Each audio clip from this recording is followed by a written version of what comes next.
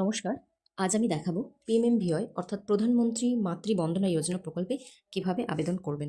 PMM-VY হলো কেন্দ্রীয় সরকারের একটি প্রকল্প যেখানে গর্ভবতী ও স্তন্যদানকারী মায়েরা প্রথম সন্তানের ক্ষেত্রে ৫,০০০ টাকা এবং দ্বিতীয় কন্যা সন্তানের ক্ষেত্রে ৬,০০০ টাকা পেয়ে থাকেন।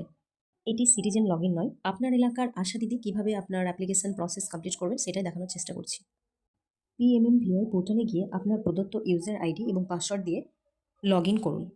তারপর এরকম একটা পেজ ওপেন হবে যেখানে সিম্পলি নিউ রেজিস্ট্রেশনে ক্লিক করে বেনিফিশিয়ারির বিস্তারিত ইনফরমেশন দিয়ে প্রসেস কমপ্লিট করবেন।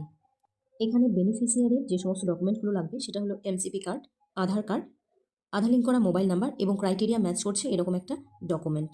এখানে কোনো অ্যাকাউন্ট নাম্বার লাগছে না, কারণ ডিবিটির মাধ্যমে টাকা ডিরেক্ট আপনার অ্যাকাউন্টে চলে আসবে। আপনার এলাকার নির্দিষ্ট আইসিডিএস সেন্টার থেকে বেনিফিশিয়ারির পোষণ ট্র্যাকারের মাধ্যমে ফেসিয়াল রেকগনিশন কমপ্লিট করা থাকতে হবে, আদারওয়াইজ অ্যাপ্লিকেশন সাবমিট করা যাবে না।